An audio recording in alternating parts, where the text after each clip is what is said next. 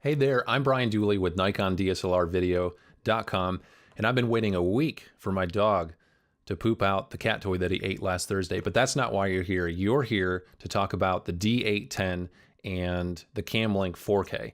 And the good news is the short story is that it works because I'm using it right now. It's plugged right into the computer. It's going through OBS, which is a free tool. I highly recommend it to record it. It also does screen capture, which you'll see in a minute. And it seems to be working just fine with a few things that you need to know as far as setting up the camera. And I was a little apprehensive to buy it because of some misinformation out there, so I wanted to clear things up. Let's take a look. So if you go to Elgato's website, or Elgato, I don't know, someone will make fun of me in the comments, I'm sure. It recommends that you check your camera compatibility here. And then you've got your list here. Go to Nikon, and they've only got 3 Nikons listed. And this, to me, seems more like a lack of effort more than anything. But regardless, so you don't see the D800 or the D810 or even the D850, the newest in that line listed here. And I was reading about the D750, so it says max resolution 1080p. Yeah, that makes sense. It's a 4K device, but you're only going to get 1080p. That's the same for the 800 and the 810. Of course, with the D850, you will be able to get 4K out if you're using this. Clean HDMI, yes. What clean HDMI means is it doesn't have anything like the histogram on the screen. So in some cases, you'll see the little histogram down here and all the other information underneath here, and you can't get rid of it, which means it's not a clean feed. This is a clean feed because you can see that it's just me. And the other thing that they talk about is unlimited runtime, and it says no for the D750.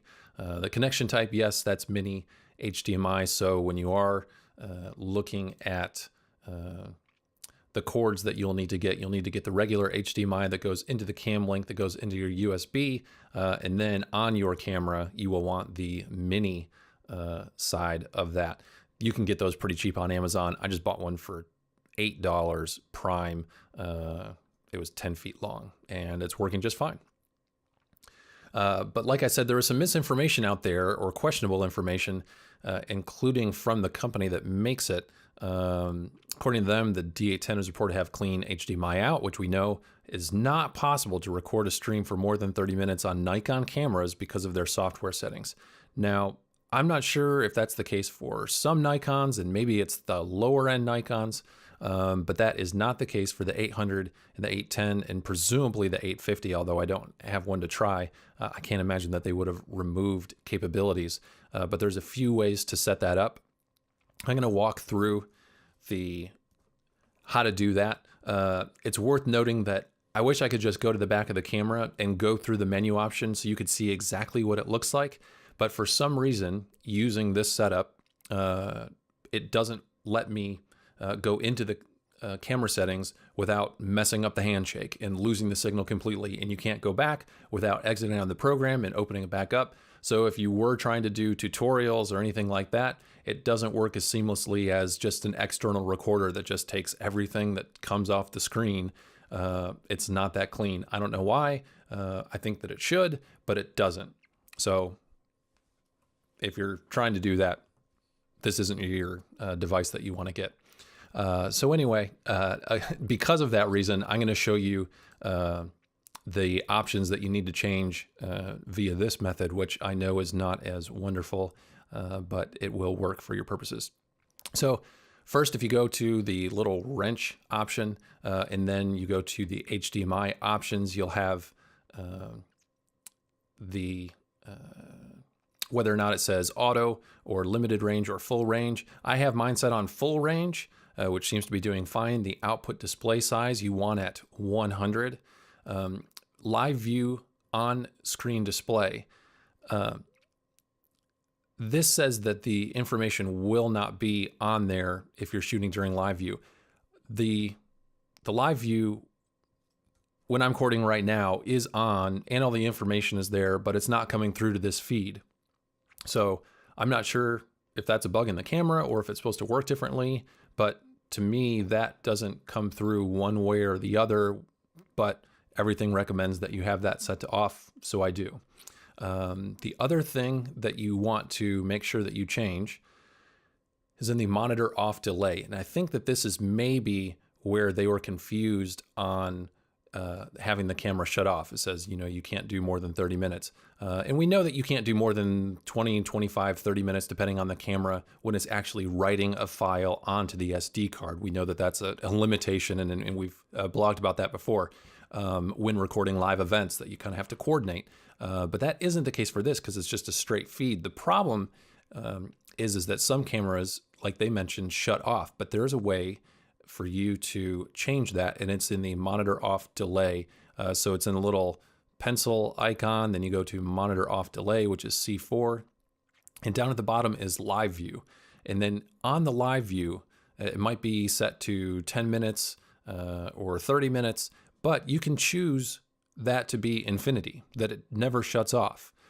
So by doing that, you've made it so the only thing that will shut off live view and shut off the stream that's going to your computer is the battery. And now live view will shut off when your battery gets extremely low.